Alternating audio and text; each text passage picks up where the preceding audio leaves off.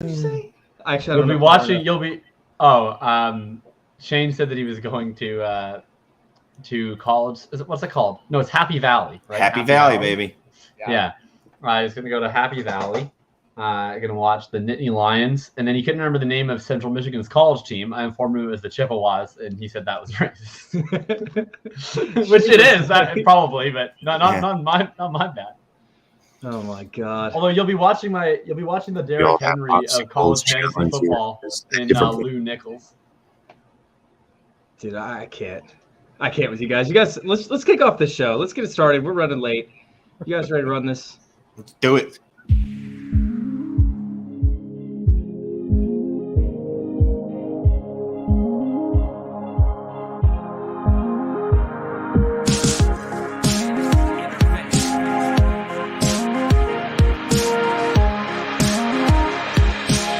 This is Fantasy Intervention.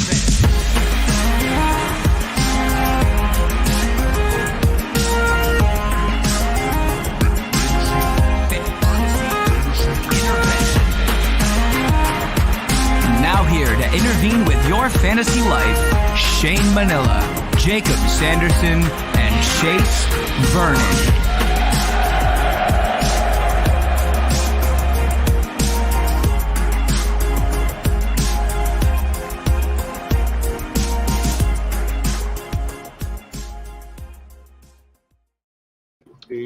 Bum, bum, bum, bum, bum.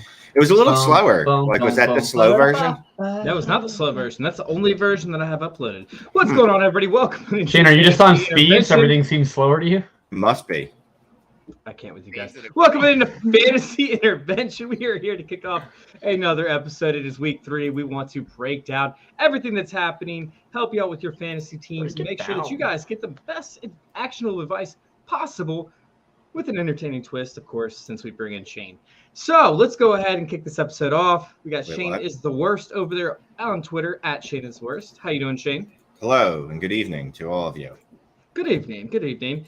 We got Jakob down in the corner over there at @FF_RTDB. I don't know. Doing enough shows with you. You're forgetting my Twitter handle all of a sudden. Dude, my mind is wrapped. Yeah, no, doing good.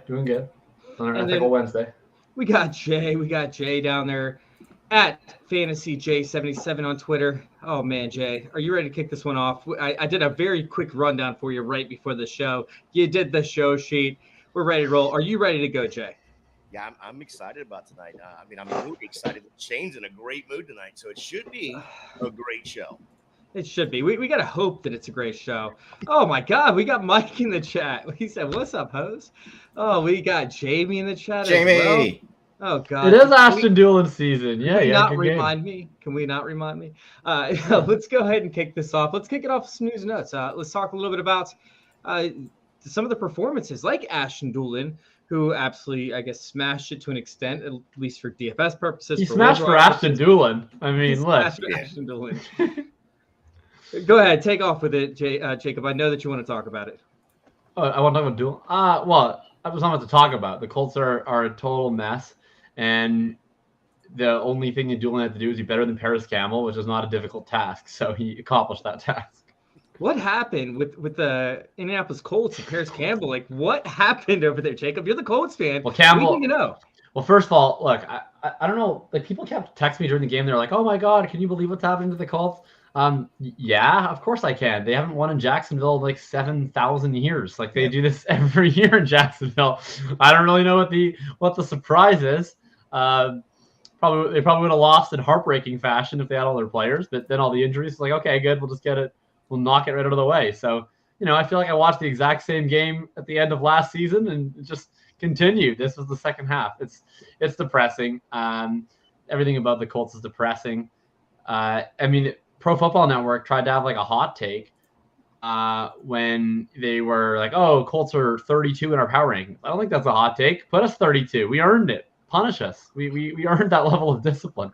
Is there any concern like moving forward with yes, Jonathan Taylor and like the rest of this team? No, not Taylor. There's a level of concern for like everything on this team except for Jonathan Taylor. I think that Taylor is fine. Honestly, good. I think it was like a good a good outcome for Taylor, not on the box score, obviously, but in the sense that they got absolutely bludgeoned in a game. He still played 70% of the snaps, ran 64% of the routes. That would not have been the case last year. Last year, when there was games that they were getting bludgeoned this way, it was like, all right, game Jonathan, it's Hines time, and they did stick with Taylor, at least on the field. So there's your room for optimism. But otherwise, just want to jump in a big vat of lava and melt the fandom right off of me. All right, let's talk a little bit about Christian Kirk over there, who's been on fire. Is this more of a game script dependency, or should we expect this moving forward with Christian Kirk?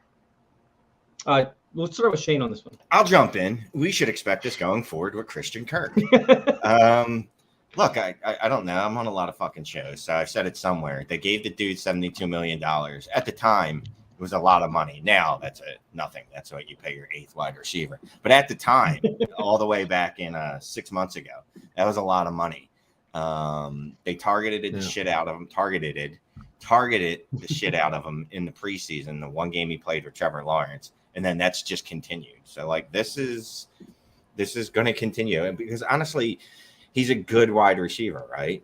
I won't say he's elite by any stretch of the imagination, but he's a good wide receiver, which makes him an outlier on that Jacksonville offense. So if I was Trevor Lawrence, I would throw to Christian Kirk a bunch of times too, especially when I have people like Jamal Agnew just dropping gimme touchdowns. So yeah, I don't think Christian Kirk's going to see a 30% target share all year, but I definitely think I don't, but I think he'll be a high-end wide receiver too. So I like it. Yeah, I mean my words on this one, but Shane, you actually took Christian Kirk in our contest that we had. So this is a good segue to be able to discuss what the show's about, right? So we will have fantasy football and also Shane occasionally talking about cocks. Yeah. Although he got up off the schneid this week. He decided to get some of his own this week. Shane, how do you feel about your boy? I don't know. Were you listening before we went live? What conversation are we talking about here? I think last week, and I quote, Donovan Peoples-Jones is seeing targets this year because Amari Cooper is a cuck. He likes to watch people take his targets. He did. So yeah, he did. This week, I guess Amari. I have that comment up on the show. Let's not get too out of ourselves. I don't know how that's not a TikTok short or something. Jesus Christ. Like, that thing is just begging to be put out to the masses and for the kids to listen. Like, the kids need to see that. Well, you know who did listen is Amari Cooper. Amari got listened to the show. He listened to the show. He went full crazy stupid love. David Lindhagen Peoples-Jones made a cuck out of him, and then he talked to Ryan Gosling. He got his makeover, and all of a sudden, things are going well. He's banging Marissa Tomei. He's scoring 25 fantasy points. Yeah, not bad. All right, let's go ahead. He's still a cuck. 8 minutes. We're off the rails. It's literally we're 8 minutes in and it's off the rails. Let's go ahead and talk about what we ended up doing or the show sheet itself. Today we are going to be talking about some of the disappointments over the first 2 weeks of the season. If anybody's in the garbage can, who you should buy and sell, trade, whatever the case is, and a little bit about the week 3 slate, what we expect, of course, not to mention our best picks for quarterback, running back, wide receiver, and tight end. For wide receiver and running back, it will be the best players outside the top 20 that have a chance to finish top 10. And for quarterbacks, it's outside the top 15, or quarterbacks and tight ends, it's outside the top 15 to finish top 10 as well. So our last week's thing, I completely bombed. It could have been my worst week of all time. I acquired 0 points by choosing Mariota, who finished 18th, Singletary finished 52nd, Sutton and Conklin, who finished 13th and 14th. So overall, it wasn't bad when you look at it in comparison to what we were trying to do, but we definitely did not hit the numbers. Meanwhile, Shane ended up finishing with Christian Kirk first in his position and inside the top 10, so we got 2 points. We also have Everett for Jakob, who finished inside the top 10 and 8th overall in his position, so he got 2 points. And then we also have Gator J, who finished with Jared Goff with 30 points, 9th at his position. Matt Ryan did not score anybody any points. He actually was beneath 1 fantasy point. I couldn't imagine what his score was in the Scott Fish Bowl this week. It was negative 10.10. I looked it up. It's kind of crazy because I had the best overall score, but I didn't get any points because I didn't get anybody inside the top 10. Very disappointing. Yeah. You designed the game format, so that's your fault. Do better, dickhead. What's funny on this is I took Komet, and when I was looking at the rankings when I was putting the sheet together, he got 0 points. And I want to say they had him ranked at like 333 or something like that. I just put 300. I'm not. That point is over anyway. Two of y'all Cool to still play in the NFL because he scored the same amount of fantasy points this year as Will Fuller. So I'm not convinced that he actually does still play in the NFL. All right, let's go ahead and let's answer a couple of these viewer questions. We have Giovanni. Big shout out to you for coming back in. To chat every single week. You guys can check them out over there. Fantasy football discussion. If you guys have any questions, please line them up for us. We will be taking segments or breaks in segments to answer your questions. So he asked Adam Thielen or Tyler Lockett for the flex spot this week. PPR, he has Curtis Samuel and Mike Williams already. I'm guessing those are his starters. So pretty much, is Tyler Lockett and the performance that he put up last week actually reliable? Is Adam Thielen just, old news at this point? What are we thinking moving forward? We'll start with Jay on this one. Yeah, I think you got to go Lockett right here. But, going back to last week, I don't know if Kirk Cousins forgot that Adam Thielen was even on the team or what happened there. It seemed like he just forgot he was there. He was listening to Taylor Swift. I forgot that you existed. And then all of a sudden he was like, oh, yeah, the white guy. He's on my team too. It doesn't love, it doesn't hate. It's just indifference. That's racist, as Shane would say. No, but Shane, you don't know any of these Taylor Swift lyrics at all, do you? You never once listened. I'm a big fan of Taylor Swift. I'll have you know. Are you? I think you were, at least in the 2020 rookie drafts, maybe. Blank Space. Great song. Dear John, really pulls at the heartstrings. Can you please sing any Taylor Swift for 10 seconds just for my entertainment? No. Please? 10 seconds is a long time. It is a for long 10 time. seconds. He'll sing for 10 minutes. We'll take 5 seconds, Mr. Manila. No, we got football. Let's go. All right. So what are we taking? Adam Thielen or Lockett? Shane? Lockett. I'm taking Lockett because, Adam Thielen just gave me a big donut, bro. Well, he actually got the 9.2, but it just didn't happen until there was 5 minutes left in the game. It's brutal. I mean, he does have another shootout this week against the Lions, but we'll see what happens with that. I'm picking Tyler Lockett as well up until I see something. All right, Jamie wants to know, what are we doing with Etienne? Flexing or benching? Wait until the running back plays this week for my answer. I mean, you got to bench him. I mean, I love Etienne, but apparently his head coach doesn't. All the opportunities are going to James Robinson, and Etienne's he's just there, We could say, well, it was a positive game script, so obviously you should be running James Robinson out there. But Etienne's supposed to be good at football, on all the downs. So the fact that he can only get on the field when they're down is disconcerting. To say Paul's life. He asked, "What did I miss? I'm late." You have missed absolutely nothing. No, you missed Shane singing Taylor Swift. Do it again, Shane. Wait, what's someday I'll be living in a big city. I like that. I knew you were trouble when you walked in. Yeah, I like that. Oh, that was good. I like that one. Thanks, Shane. All right, so let's go ahead and move on to this next. She's got a bunch of bangers. I love Taylor Swift, bro. We need to know. She can make a bad guy good for the weekend. We need to know which players we are absolutely just trashing moving forward in the season. Which ones have pretty much tanked their value to the point that you don't want anything to do with them. You draft them in the first, 10, maybe 15 rounds at most if you're in deeper leagues. You're planning on them being a contributor to the team, and they ended up pretty much taking a dive bomb in their values. I'll go ahead and start out with this one. I mean, Trey Lance is obvious, right? Especially for redraft because he's going to be playing the whole rest of the season. But even for Dynasty, I feel like his value in redraft, a little diminished. Not good, Bob.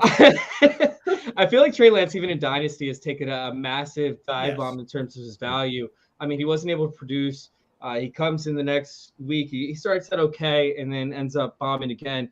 But I mean, honestly, this is a point where Trey Lance is at his lowest value I think he's been since he came into the league, and I'm not sold on him yet.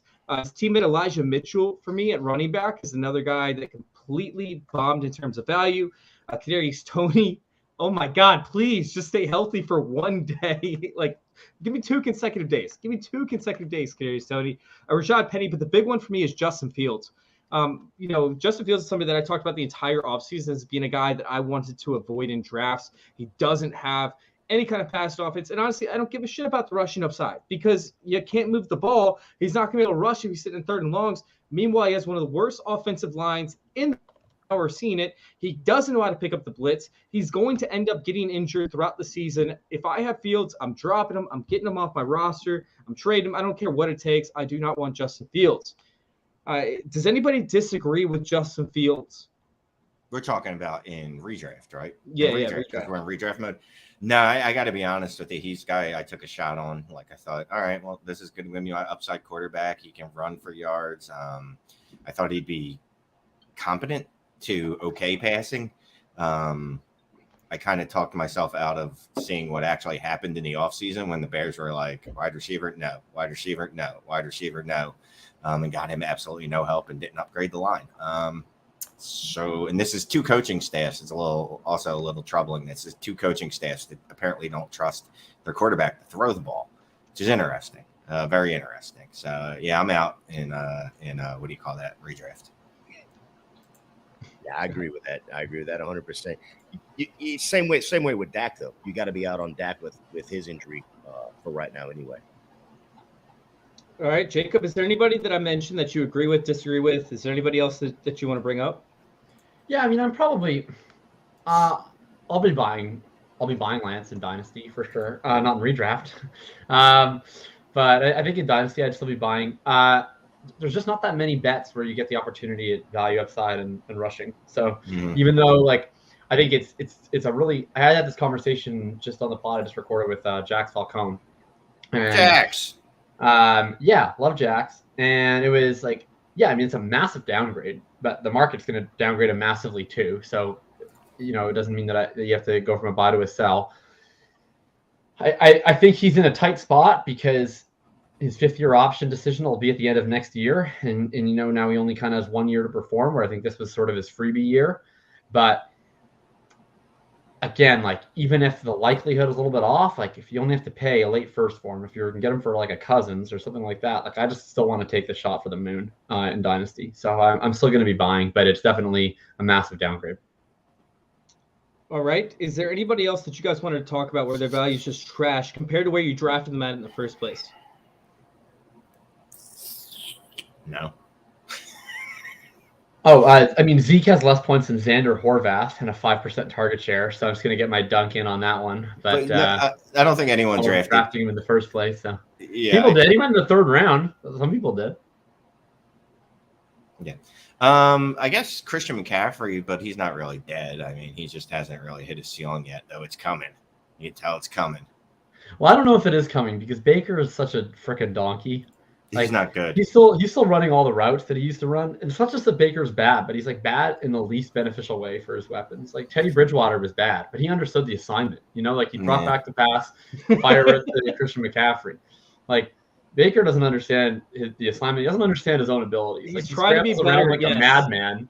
And nobody, there's no other quarterback who runs as slow as he does that runs as much as he does. He takes a lot of steps for someone who should take less steps. I just want him to sit in the pocket and just dump it off. Come on, Baker. So he's trying to get better than what he is. In redraft, then, are you doing the exact same thing, in looking at DJ Moore as you are with CMC? I am. Just real quick. When we were thinking about this as we're talking, I thought about DJ Moore. I'm fucking done with him. At some point, you just are what you are, right? He's a very good wide receiver too. Oh God. Who can't be a wide receiver one? I can't keep blaming every quarterback that comes through the room. And I know Matt Rule's one of the common denominators in the DJ Moore terrors.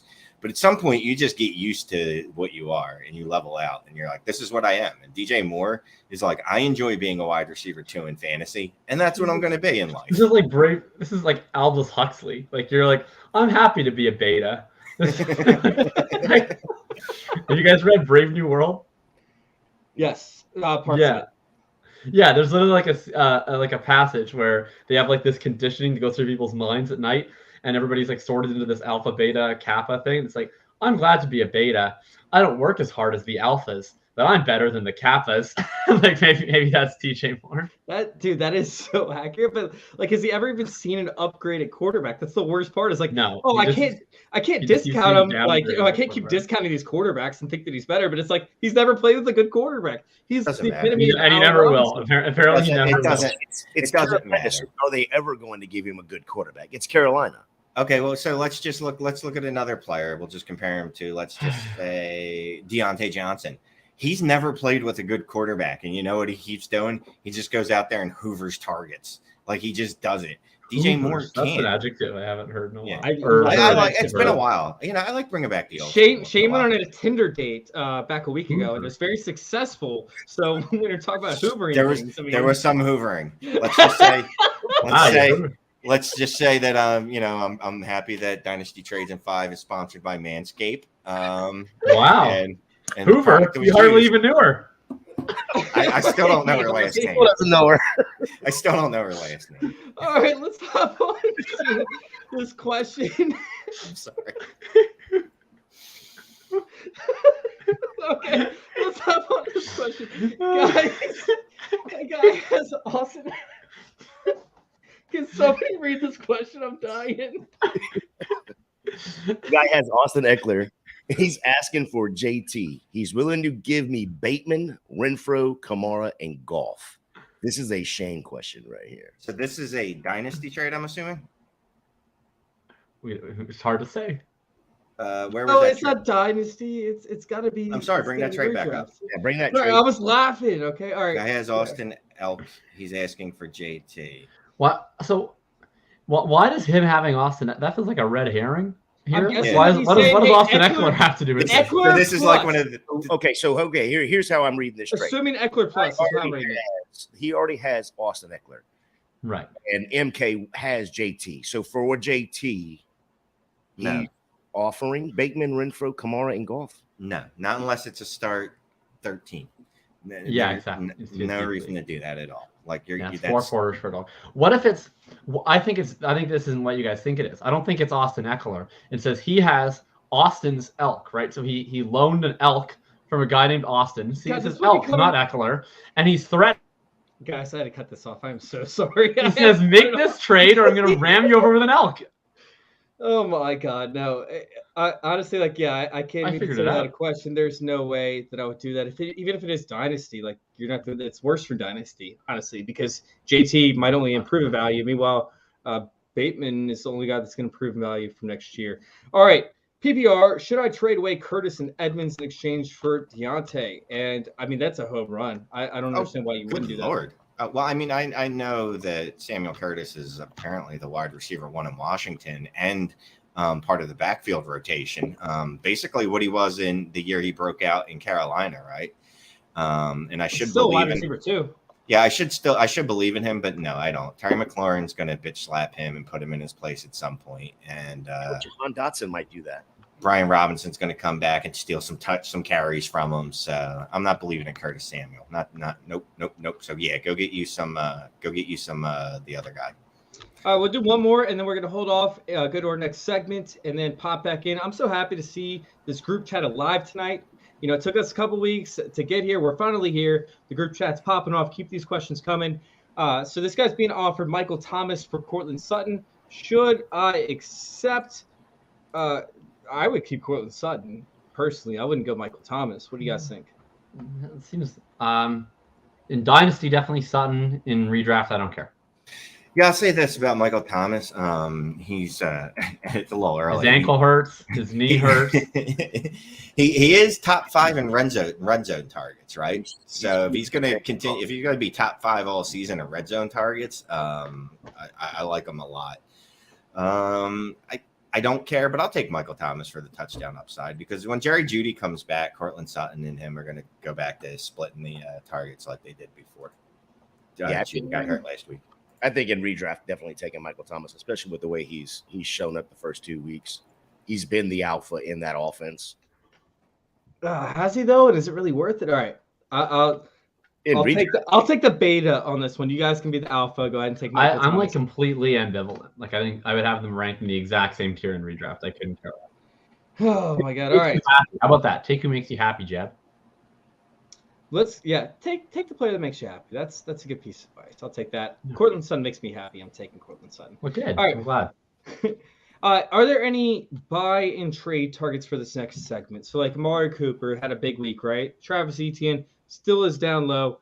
Tua had a massive week. Are we considering any one of these players somebody that you would want to try to acquire or move off of because of a low week or high week? Shane, actually Jacobs, let's start. I'm assuming this is a redraft question. Yeah, redrafts. Like Etienne. Okay. Let's start with you with Etienne. Is Etienne somebody that you would want to try and acquire right now because his value might be slightly lower than it typically is? Yeah, maybe, but I guess it would depend on who I'm sending out. Like, I mean, he's like a back end RB2 flex, right? So I'm going to talk about him later. I like him this week. But yeah, like I'm going to like him in matchups where it seems as though they're potentially going to be trailing and they're going to have to use their running backs more in the passing game. I don't like him in matchups where it looks like they're going to be a favorite. I mean, he was still involved. He has, I think, what was it, 8.5 points the first week, should have had 20. He still had 8.3 points last week in what was a horrible script. So that's not like the worst floor in the world. But it's not like, I don't know. When I think of like guys I'm acquiring, I kind of want bigger wins, right? Like if the only way he's like a big win this season, I think, and not just a guy with some good weeks, is if James Robinson gets hurt, which maybe, but not something I'd super bank on. So essentially, it'd be up to what you're sending out, like you brought up in the first place, because you want that massive upside, and you don't think that he has the massive upside without an injury. Yeah, that seems unlikely. All right, Shane, is there somebody that you want to acquire, move off of? Amari Cooper might be that guy. Yeah. Anybody else? Buying low on Allen Robinson. I mean, no. I think you're still buying high. I'm selling high on Allen Robinson. Yeah, you're selling high. They just force fed him, and he turned in an 11-point week. So yeah, no, I'm good, bro. Greg Dortch. Anyone buying in on him? They can have him. Greg Dortch. No, absolutely. In redraft, I'll say this: I'm probably in redraft only. I'd be fine with moving Garrett Wilson because he still ran the third. How dare you? He only ran the third most routes on the Jets last week.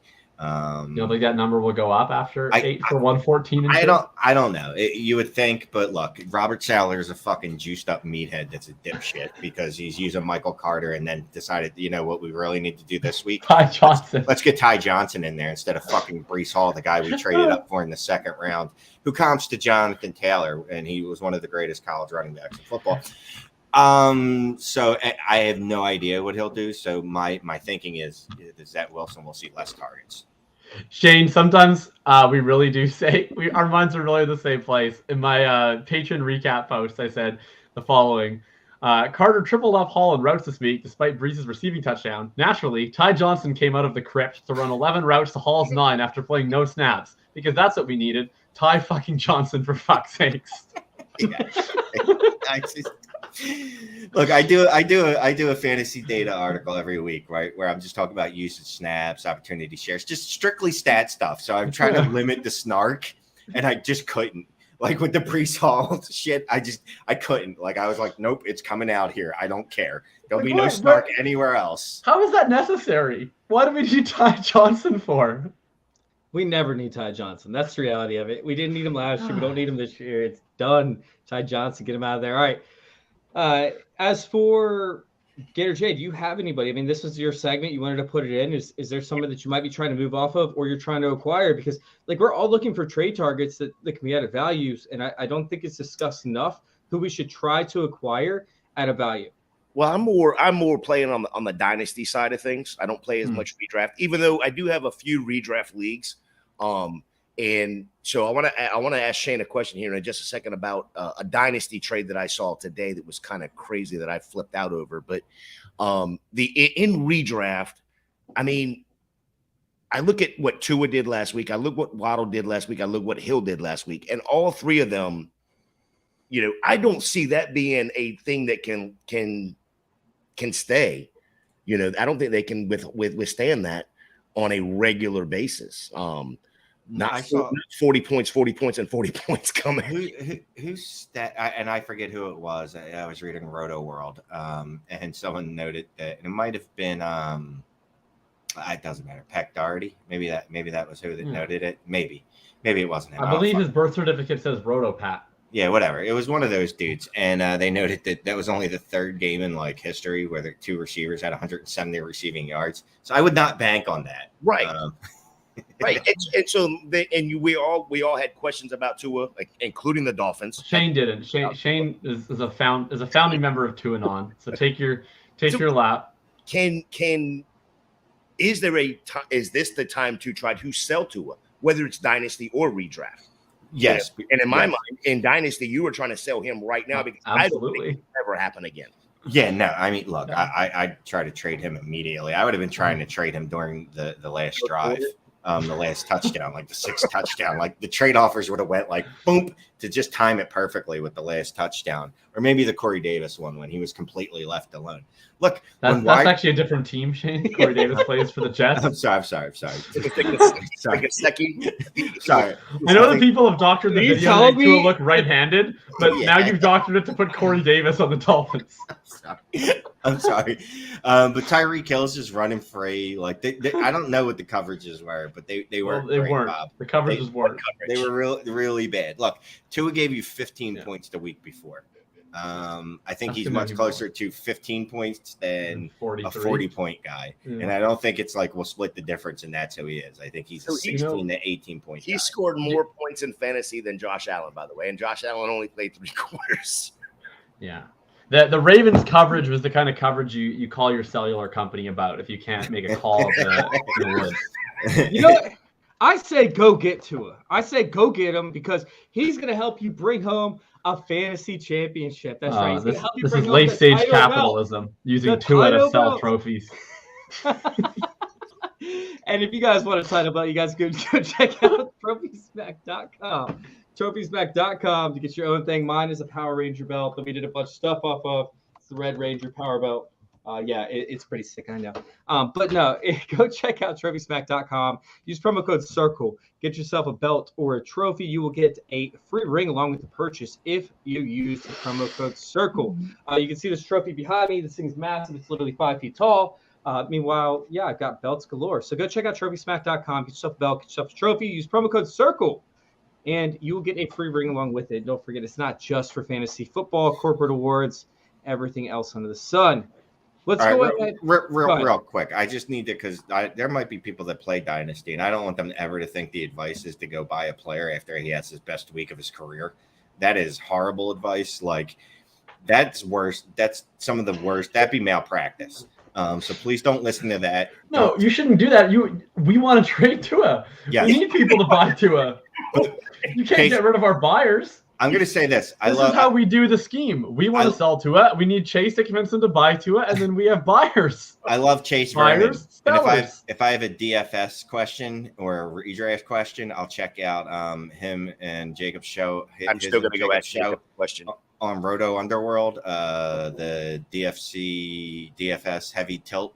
I think that's the name of the show. That's the Mad Lib version. Yeah. Yeah. Every Friday night at 9. Anyways, going on to the next question. All right, this guy Jersey Bulls just accepted a trade for Etienne and Judy, sent away Garrett Wilson and Ayuk. Obviously, this is redraft. What's y'all's opinion? I love that trade. I would take that trade 10 times out of 10. Actually, 9 times out of 10. There might be a time I doubted it because Garrett Wilson might be able to get you more. But honestly, I don't hate it. I think you got proper value, if not improved value. Upgraded at the running back position. I can't hate on that. I hate that trade. It's just lateral sideways move. Like that trade serves no real purpose. And what if you needed a running back? Then I would have traded Garrett Wilson and Ayuk for a better running back than Etienne, and they can keep Judy. But Ayuk won't be able to fetch any value because Ayuk is terrible. He doesn't know how to play football. Okay, Ayuk is not terrible, but that's Ayuk is trash, Shane. You are trash. DPJ had 0 receptions last week. All right, let's go ahead and move on to is this week Metcalf gets in the end zone? What's y'all's confidence in Metcalf moving forward? Is this something that we're trying to move off of? In DK Metcalf as a player, great. DK Metcalf's choices on hair dye, limited confidence. DK Metcalf is a redraft asset, 0 confidence. Ooh. So would you want to drop him? They're going I wouldn't drop him. I know you're not doing that. I would keep him. I would keep him on my BN, right? That stands for bench. I'd put him right there. And then when he does have a good game, because he will, because he's really good. It's just you won't know when it's going to happen. But I would trade him after he has a good game. But I'm not dropping him. It's not being melodramatic. That's just ridiculous. Yeah, look, they're going up against Atlanta this week. I think this is very possibly the chance, and it's at home, if I'm not mistaken, right? It's in Seattle, so it's very possible that this could be the week that he gets in the end zone. But again, it could be another 3 weeks before he gets in the end zone. It's the Seattle offense right now, and they are just confused on what they're doing every single play call. But Pete came out and said, look, we've seen enough from Geno. We know we can open it up now. So I'm sure that it's just going to be bombs away. I did see that report where play calling up. Yeah, I did see that. I too have seen enough from Geno Smith. I don't believe it, but that's what I've seen enough as well. Yeah. We got some good questions over here. So we have some great questions. Keep you should have been here last week. You should have been here last week. We had some great ones then too. Real quick, we have this one that popped up earlier. Where is it? Oops. Where is the? Okay, so this was the question they posted originally, where he was asking Curtis Samuel, Mike Williams, obviously he's on the starting lineup, then he has Adam Thielen and Tyler Lockett on the bench. You want to know which one to start? Said I just traded Cordell Patterson, Tyler Lockett, and Etienne for Kittle. Oh, incredible deal! Oh, we love that. Feel like whenever you can take 3 nickels and get George Kittle, you'll love to see it.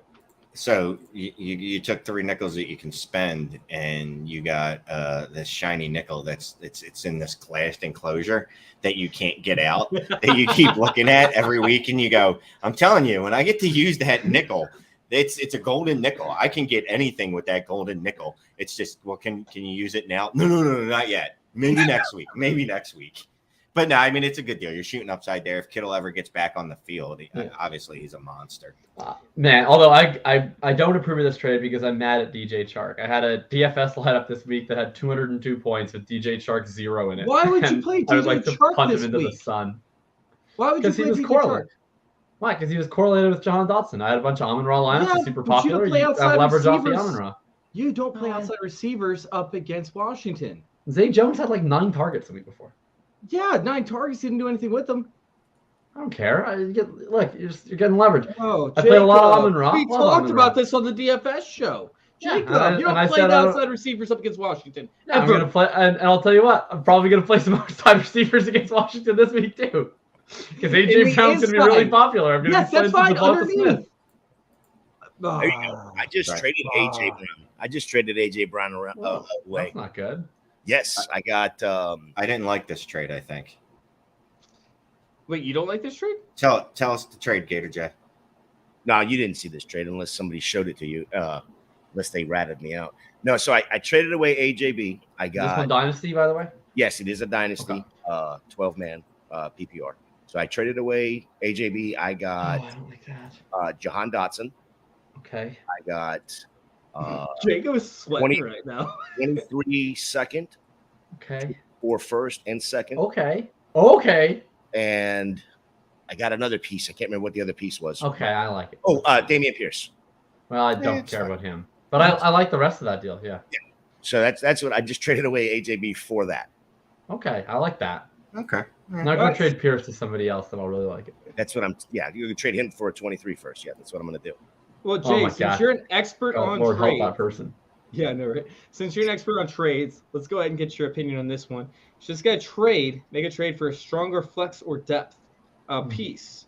No, you never should. Justin Jefferson, Waddle, Fournette, Monty, Waller, Scary Terry. His benches: Cordell Patterson, Henderson, Gibson, Devonta Smith, Olave, and Boyd. So essentially, are any of these guys worth moving down for? Too much depth. Yeah, there is. You should probably upgrade certain positions, but also the same sense. Is Gibson worth moving down off of? Is Cordell Patterson worth if you can downgrade and acquire multiple positions, maybe possibly strengthen another position of need? Maybe you need to improve your running back situation because maybe Monty is absolute trash, which we all know is actually true. So maybe you need to acquire more depth, possibly. No. You need to consolidate and upgrade at specific positions. You don't need depth. You have depth. You want to take Devonta Smith coming off his best week and Antonio Gibson off another Fugazi producing week, and trade them for a good running back. If you want, add one of those pieces to Monty, who actually had a good week usage-wise and snap share-wise. He basically kicked Khalil Herbert back to the bench. And I think he's the most targeted person on the Bears offense, but that's not really speaking. Like, what, did you leave them with 2? Yeah. I would go ahead and consolidate a couple of these pieces and try to get one stronger piece, no matter. I agree. Yeah.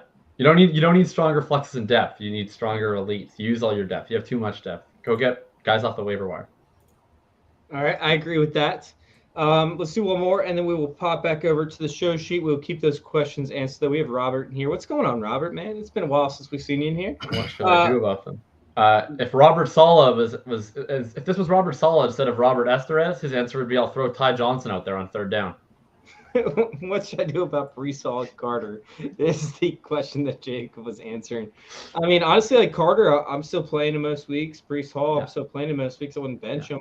But typically, it's going to come down to the dose score. If you guys go over fantasyintervention.com/DOCE, we should be premiering it, starting it after this week, to get which I'm going to talk to Jacob about here probably over the next few days, as how I should try to figure in routes run versus what I was doing previously.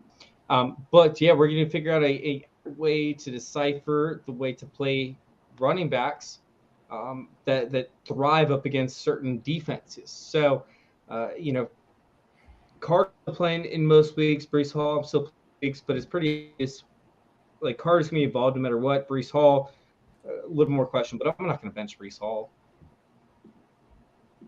No, look, the problem is this is just what's going to happen, right? And I shouldn't just be mad at Robert Saleh for being a meathead, because this is all NFL coaches. They do this to every rookie running back. They're just like, oh, no, you got to earn your stripes, bro.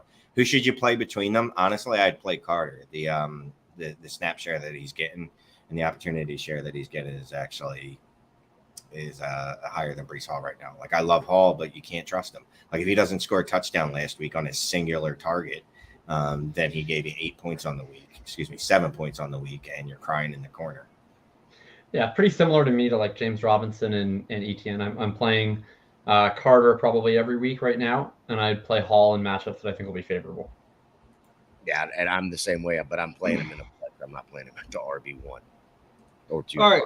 So we kind of got to run through this because we have so many freaking questions. I just saw it. Unfortunately, Jacob probably won't be able to make it through all the questions. Me neither. Or Shane. Yeah, I got to roll at 9, brother. All right, so Gator J and I will try and stay to answer a lot of the questions. But let's go ahead and let's run through this this last segment that we have. We're going to talk about guys outside the top 20 for the running back and wide receiver position that have a chance to finish top 10. And for the quarterbacks outside the top 15 and tight end outside the top 15 that have a chance to finish inside the top 10. Pretty much we're looking for waiver wire / flex options for you to play if you're in a questionable spot. So I'll start out with quarterback. I'm going Goff against Minnesota. Goff has looked great in the system. It's like all of a sudden he knows how to play football without Sean McVay. He has the weapons necessary in order to succeed. They're passing underneath. They're passing to the running backs. Hopefully they'll incorporate the tight end a little bit more often. So, yeah, I'm going to go with Jared Goff. I think he has a chance to finish inside the top 10 this week. I'm definitely playing him if I'm streaming quarterbacks. Gator J, who do you have? Well, I went with probably the hottest hand on the waiver wire this week, and Jimmy G. For all the exact same reasons everyone was so high on Lance, the offensive weapons that he has with Samuel, Ayuk, Kittle. When Kittle gets back out of his glass little ball. And, he already knows the playbook. So this guy should actually be able to smash like he did.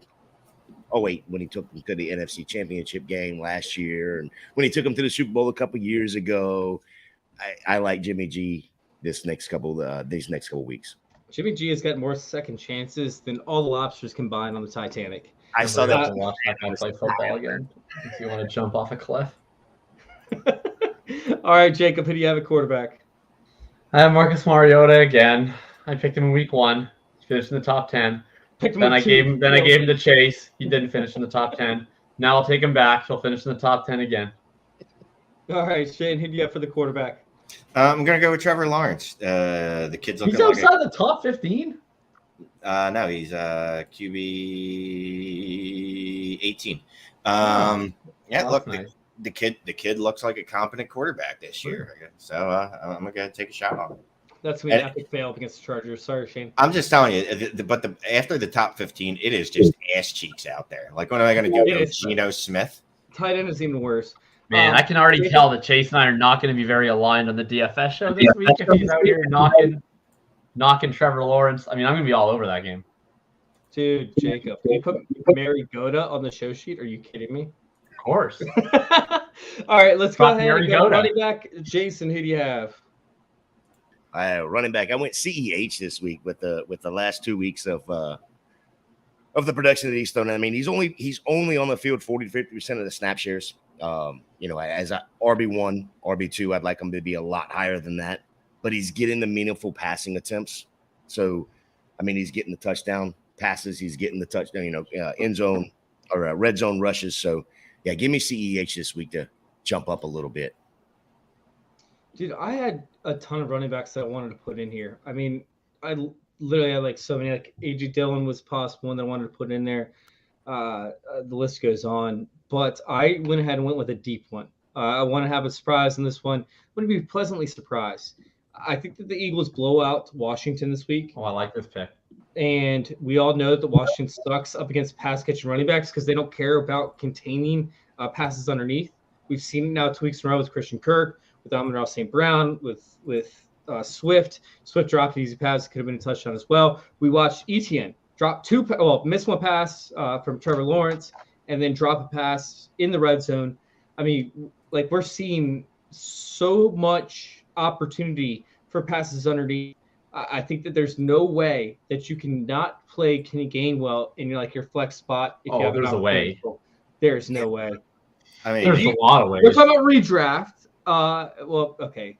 I got a redraft league that I'm not playing him in. But I'm still thinking Kenny Gainwell has a chance to finish top 10. I'm taking Kenny Gainwell. Yeah. I'm not playing him in my redraft league because he's on waivers, I think. But what? God, you look like I just punched your dog. You did. You punched my heart. You stole my soul. You took your heel and you stomped on my heart over and over again. I think Kenny Gainwell has an epic week, especially because I think it's going to be blowout. They want to play Miles Sanders late to the third and early in the fourth quarter or throughout the fourth quarter. They're not going to do that. He gets hurt too often. Here's the concern, right? So I said I like this pick because when you said it was going to be a blowout, I thought you were leading to a J.D. McKissic play, which I actually would have liked. This play, last week, they were blowing up the Vikings. They tried to put in Gainwell. They threw it to him, deflected it right off his hands for an interception. The Vikings almost got back in the game. Yeah, and here's the thing. Zero snaps this week. Miles Sanders' opportunity share was like last week. So far in the season, it's like 20% better than what it was last year. Snap share's over 50% right now. Opportunity share. I'm talking about actually touches and stuff. Touches, bro. Touches. They don't want Kenny Gainwell had trouble catching the ball in the preseason. They were bouncing the balls. Yes, they also said that about Jamar Chase last year. So let's go ahead. Yeah, no. Jamar Chase and Kenny Gainwell, same thing. I'm going to go ahead and just pick my running back now. I'm going to go with, and I don't think this guy's particularly good, but I'm going to go with Damian Pierce, just based off usage.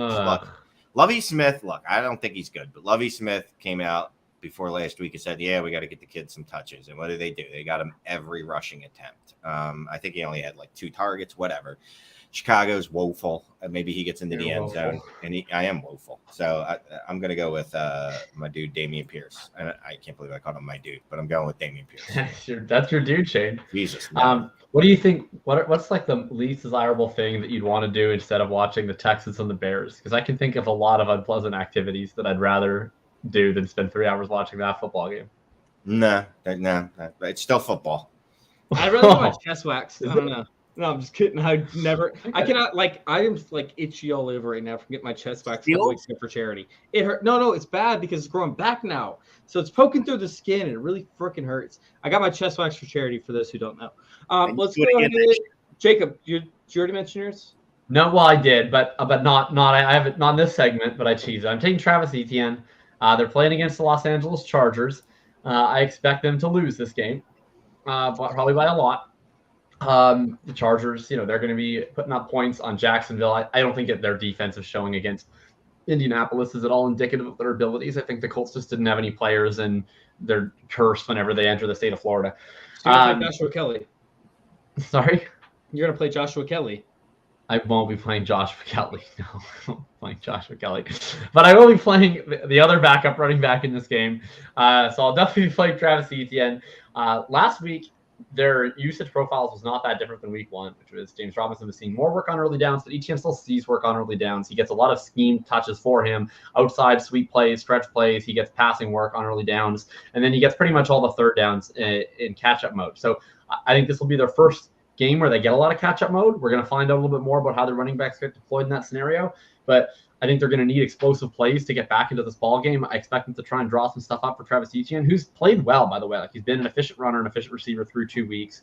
It's just been the usage holding him back. I think he gets used a lot more in this one. I like him as a flex play. All right, let's go ahead and move on to the wide receiver position. Jay, we'll start with you. Well, I went with a rookie on this one.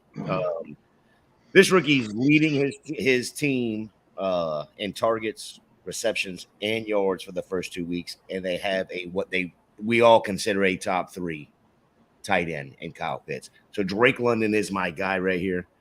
2 games, he's got 13 of 19 targets, 13 receptions, 160 yards, and a TD. I can see this being a smash week for him, and getting a lot more usage with Mariota. So as long as Mariota's a top 10, I'll take London as a top 10, and we'll go. Well, me and my boy Jakob will just keep on climbing. The Jays. We're gonna link up against these guys. So I was gonna take Marquise Brown. I just think it's a perfect situation for him, but instead I'm gonna roll with Garrett Wilson because I do think he has a real chance of stepping into the top 10. I know. I saw your pick too as well. Up against Cincinnati, the defense is porous. Garrett Wilson should be a smash. If not, his teammates should be. So we'll go to Jakob for that one. Well, I like Garrett Wilson this week too, but I think this isn't based on anything because he's currently has a fully Donovan Peoples-Jonesian targets per route run of 0.12. So but look, this is week 3 is my bounce back week. So for all the guys that I thought were locked in studs this year but haven't done anything yet, I'm just laying it on the line one more time. And if they fail once again, then it's time to sound the panic alarm. So Elijah Moore, this is your last chance to be the wide receiver 1 in New York this season. You're certainly not going to be it for long anyway. But if you ever want to pretend to be for a little bit longer, I'm telling you, this week, man, against Cincinnati, make it happen, buddy. It's your last chance. Thin ice. All right, Shane, since you've had so much success lately swiping right, who are you swiping right on for the wide receiver? I don't like Who are you this guy. hoovering?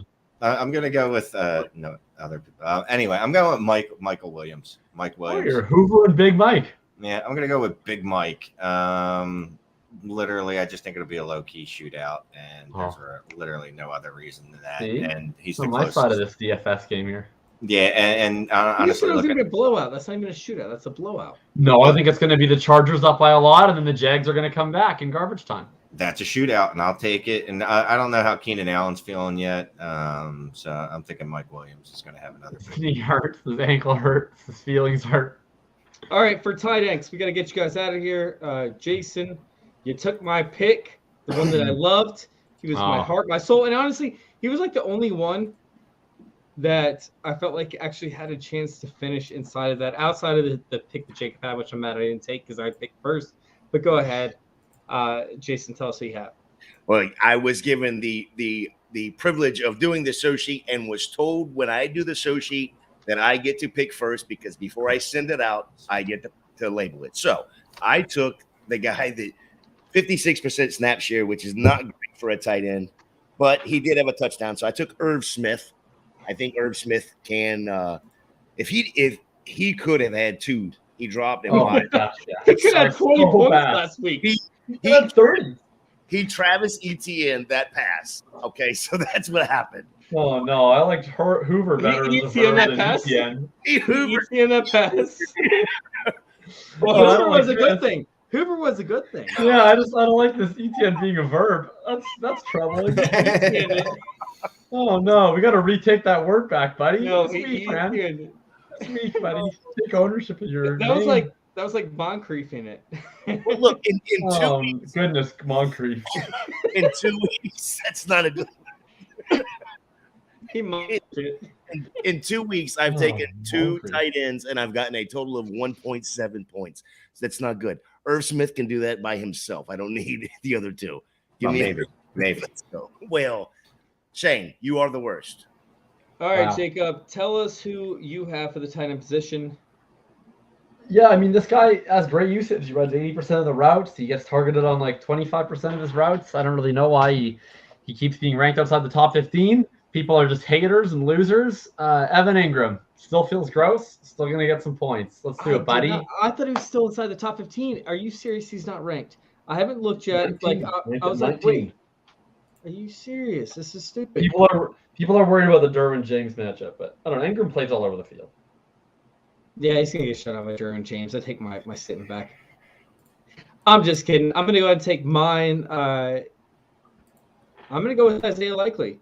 I think that it's gonna end up being a blowout over there. I think that the Baltimore's gonna pull ahead very early, and I think that we're gonna see the Mark Andrews corollary in the fourth quarter end up falling to Isaiah Likely.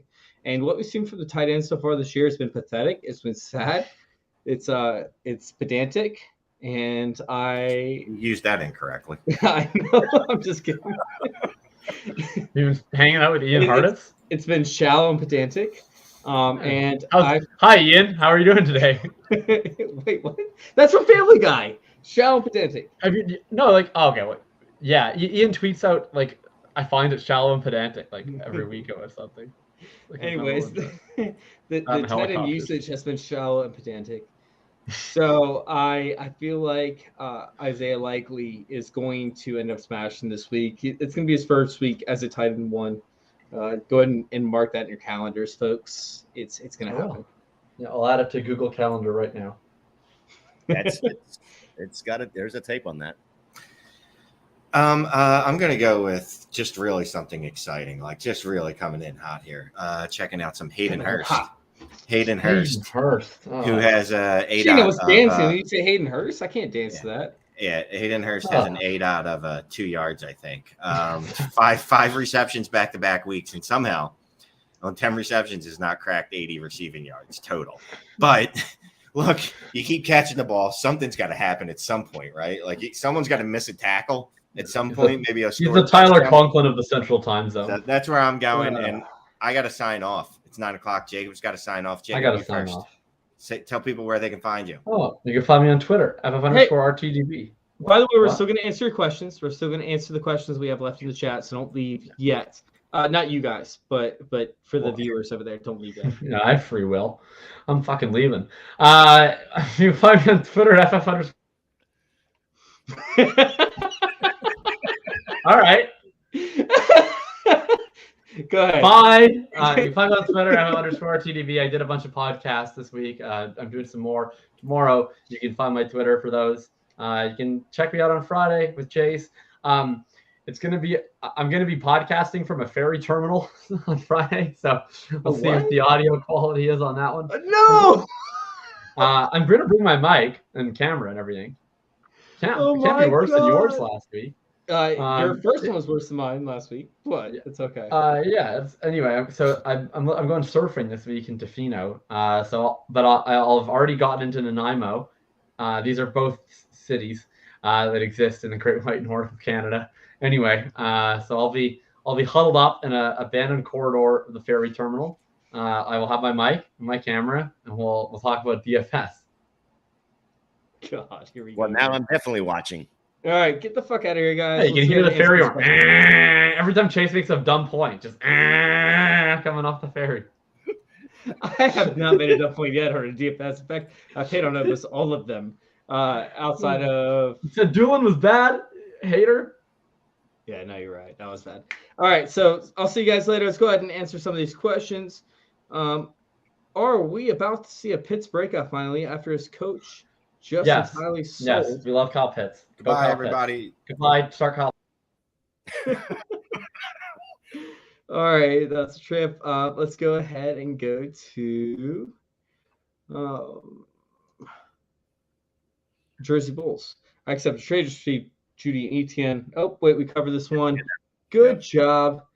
By the way, I got Wilson waivers and also have Taylor Barkley, yada, yada. Dynasty Hot Sauce is here. What's up, dude?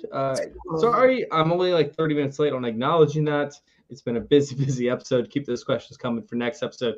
Don't forget to join us next week at 8 o'clock. Get your questions in early, so that way we can actually answer them when the show starts versus having to rely on them later. See, added Beasley today. Tom loves 5-point guys. We think Connor plays. We think D. Cook shows up, and we hope in Russ. I do have hope in Russ this week. I think Dalvin Cook absolutely shows up in a great matchup. And Connor is – I'm not an injury expert, so I can't go there. I heard that Connor did not practice today or practice on the side. I'm not an injury expert like you. I would not – I don't know if he's going to play or not. Dalvin Cook, dude did not show up at all last week. Nobody on that team did. So I would think he's going to come out guns a-blazing. Russ, I haven't been high on Russ, but, dude, he's got to show up at some point. All right, Amanda asks if she should move on from Pitts. Absolutely not. Pitts has been in a very weird situation as of late where they've game scripted the opposite of what the defense is normally scripted for. Give Pitts a chance. Definitely don't move on from him. Don't drop him. If somebody offers you a great trade for him, I might take it. Like maybe a J.K. Dobbins, something like that, where it's like a solid starter from week to week. Maybe, but I probably still wouldn't even do that. Hold on to Pitts. He is a game breaker for the final 5 weeks of the season that could win you a championship. So do not move on from him. We have Breece Hall or Evans or Elliott in redraft. I'm guessing that's for this week or overall. Evans and Elliott in redraft, so it's the 2-for-1. Yeah, give me Evans and Elliott. Yeah. I'm assuming Evans. Yeah, unless it's Thompson. Or is it Chris Evans? Yeah, no, I'm so taking Evans and Elliott in redraft over Breece Hall. Duvernay or Olave for the rest of the season. Duvernay season, baby. I love Duvernay. 100%. Give me Olave. All right. Is there a Traylon Burks emergence in the future? I think he's already had his emergence. Don't forget, this is still his rookie season. Like, we're seeing Traylon Burks already carve out a role in this offense. And I know that they haven't game scripted for him yet, but guess what? He spent half the offseason dealing with issues, that we saw, whether it was his asthma or his, overweight, quote unquote, like things that they were trying to throw us off on, which means that they're just trying to lead us. The coach, Coach Chalk is trying to lead us towards essentially a false narrative, where they don't want defense queuing up on him. He needs time to develop, is what they're saying. And so give him time. I'd hold on to him. Do not drop Traylon Burks, because at some point throughout the season, you're going to be paying 50% of your waivers to get him back. Yeah, I agree. What I saw the other night with Burks is they did try to get him involved, and they tried to get him involved early, and he looked very good. He looked comfortable in the system. He looked comfortable running the routes. It's going to take time with him. So give him a little chance, especially if it's dynasty. Don't sell him now. He is going to be a beast that we all thought he was, at least in my opinion. Yeah, I was huge on Traylon Burks. Justin or Larry, do you know what this is for? Or should we move on to the next question and then come back to it? Yeah, Justin or Larry. No, I have no clue. Dylan, explain. All right. Should I trade Pitts while he still has value? Honestly, Pitts does have value, and I wouldn't hate you. Like I said, if you want to trade for an elite asset, if somebody's still offering you something great, I don't mind moving on from him. But I don't think that he's scripted out of the offense. I don't think that he will have negligent weeks in the future where he's just not an asset. I think that the Pitts is still somebody that I would lean on, especially the tight end position. Maybe not as a flex if you already have a bigger guy doing double tight end early. But no, don't trade Pitts unless you receive significant value back. Agreed, 100%. And I'm assuming from a dynasty's perspective, if you have Pitts, you already know he's a top 3 tight end. You see what we're looking at behind that. I mean, maybe not this year, but look at what his numbers were last year, Chase. He was a top 3, top 4 tight end last year, and then look what the numbers were behind that. So unless you're getting a solid player and you have a tight end that you can plug in or even stream and getting picks, but with that, I'm holding Pitts every time. All right, so we got a question from Jamal. How y'all? What's up, dude? I need to come back to more shows more often. We need to see in here with this chat. We need to get these questions that's pretty earlier than half or 3/4 way through the episode. All right, so who should you start to flex this week? We have Zeke, Garrett Wilson, or Jeff Wilson Jr. Honestly, this is a better Jamal to be answered on our Sunday mornings at 11:30. We do a starter sit show where we actually go through and we kind of have more time to weigh certain questions that are a little bit closer like this. So by the time that Sunday morning kicks off, we have all the information we need. We have the matches we need, et cetera, et cetera. But I love Garrett Wilson this week. I think Garrett Wilson's going to smash. I think he's going to finish as a top 10 wide receiver. So I'm going Garrett Wilson. But check back with me on the show if you're available on Sunday morning, 11:30 Eastern time. We'll do a post for that fantasy football discussion and also on YouTube.com. Yeah, definitely check that out on Sunday morning. But because I also believe that San Francisco signed another running back today, so it's all going to, there's so much fluid. Marlon Mack? Well, no, they brought him up, but I think they signed somebody else as well. I missed that. Yeah, so I mean, it's a fluid situation out there in that San Francisco backfield. So that Jeff Wilson may not even be on the team come Sunday. I don't know. All right, Axel, what's up, man? Pick 3 PPR: Javonte, Scary Terry, DJ Moore. Oh my God, Jacob Myers, Renfro, or Wilson. Talking about Wilson for the Jets and Josh Jacobs. All right, you guys have already heard Garrett Wilson's pretty much locked for me this week. Josh Jacobs is most likely the second one. And God, I mean, dude, these are all wins. Wait, so Axel, picking 3. Axel, you got to bring this back for the Sunday morning show. This is way too broad. I love answering your questions. You know this. I'm fading DJ Moore. I'm fading Renfro for now because he's still dealing with minor injuries from the concussion. We don't know if this happens. But, I mean, this is so vast, so broad. Like, it could happen multiple different ways. And I don't want to give you bad information in terms of, like, hey, lock these guys in. But, I mean, I'm definitely going Garrett Wilson because I think he's going to finish top 10. Yeah, I'm with you on that. I'm with you exactly what you said there. I mean, I'm fading DJ Moore. I'm fading Renfro. I would definitely be taking Wilson. But, again, it's a fluid situation. That's a Sunday morning question. Holy shit. We have like 200 comments left. All right. Should I trade Devontae Adams and Kamara for JT, AJ Brown, and Mike Evans? Yes. Yeah, I agree with that too. Let's go ahead. Jamal said PPR.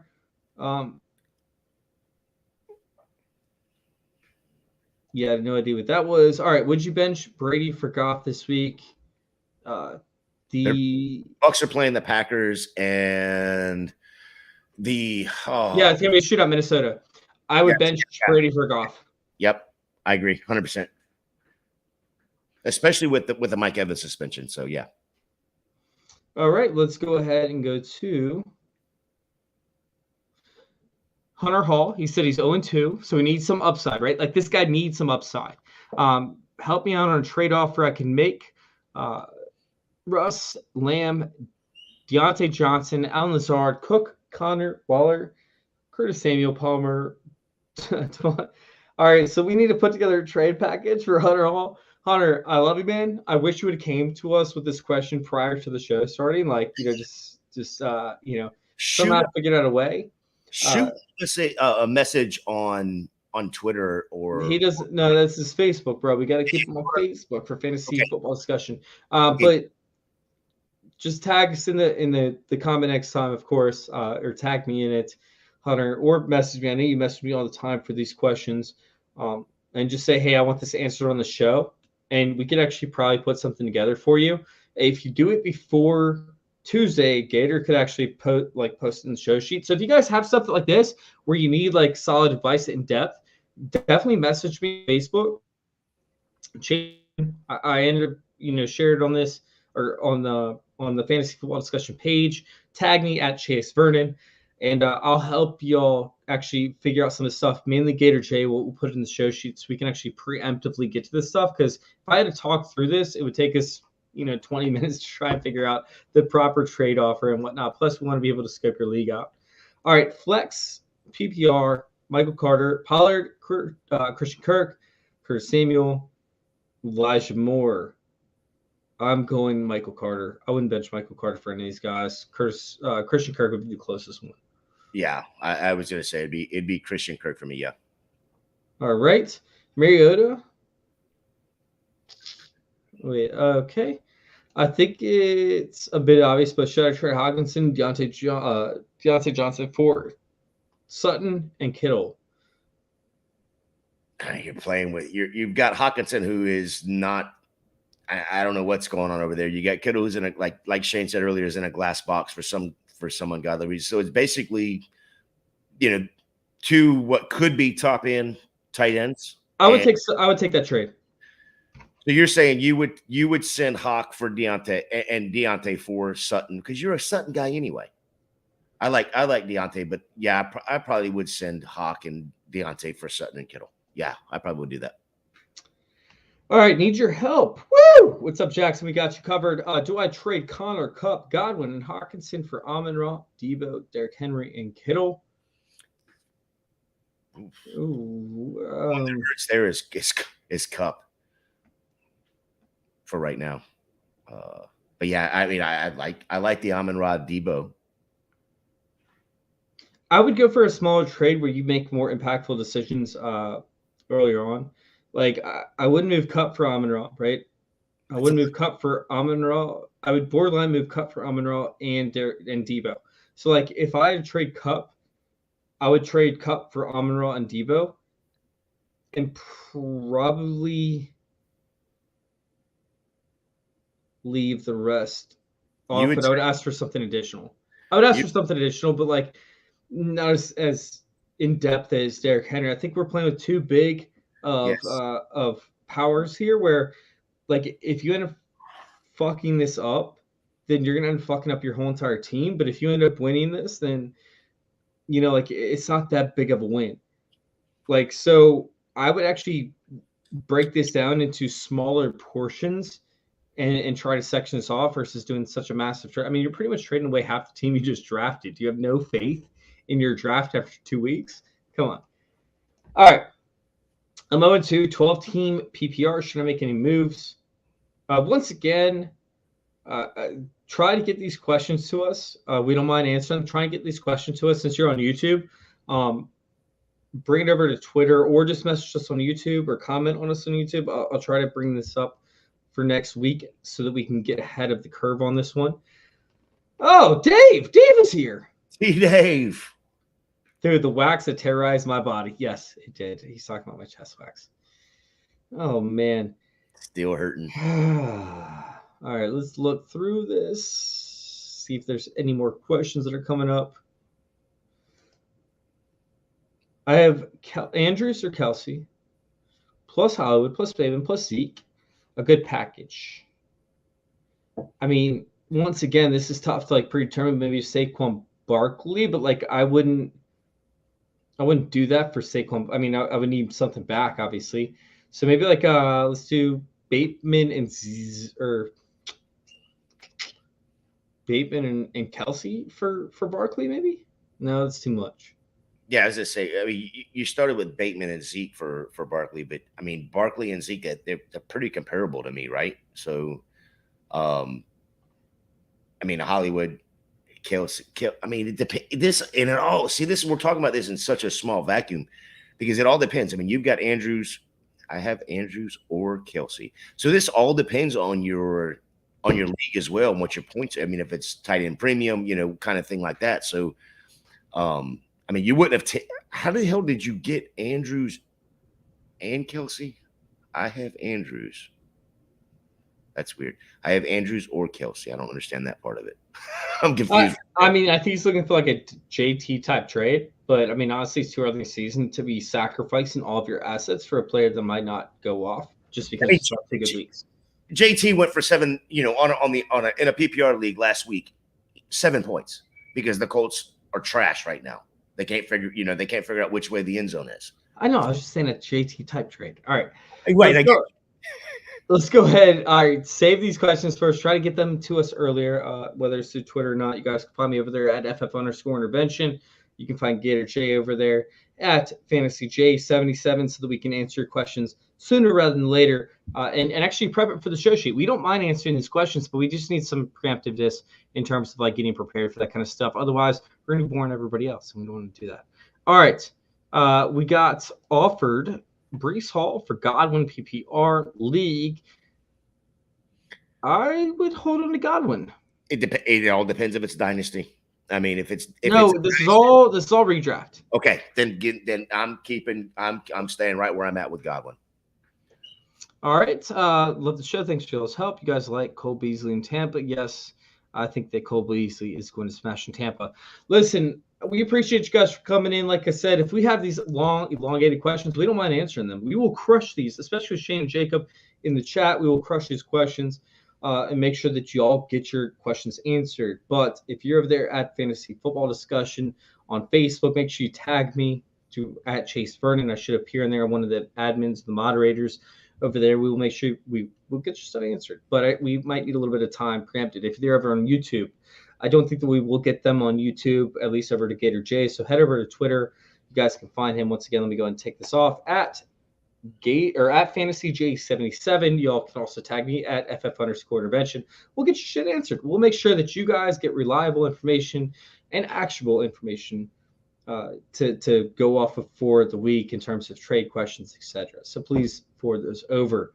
Absolutely. And if y'all do want to send me a DM, because my DMs are open, if you want to send me a DM and you want it answered on the show, just say, hey, I want this answered on the show. I'll make sure it's in the show sheet. We'll get Chase. We'll get Shane. We'll get Jacob, and we'll all get together and answer it for you on the show. Just let me know. Love it, Gator J. I know I've already said it 10 times. Do we need to repeat where we can find you? Yeah, you can find me over there, FantasyJ77 over there on that little Bluebird app. You can find me here on Wednesday nights right here at Fantasy Intervention. You can find me on Thursday nights in the pregame for the Going for Two network. With a Dynasty Gambit, although we will not be doing a show tomorrow night. I am leaving tomorrow as soon as I get done with the real job and going to Kentucky for Parents Weekend for my kids' college for the first year. Get to go do that, so that should be fun. And then I'll be in Kentucky for the whole weekend. So I will shoot you some pictures of the nice. Oh wait, you're up there too. You're right around the corner. Maybe we should meet up for a beer, Chase. Wait, where is this? Lexington. Oh yeah, I'm only like 5 hours away, so I'm kind of close. Yeah, I'll take it. You can jump on that wheels up plane, like you know. Get out of here. Hey, thank you guys. We appreciate y'all for tuning in. Of course, y'all can find me over there at FF_intervention on Twitter once again. And thank you all for letting us intervene with your fantasy football life.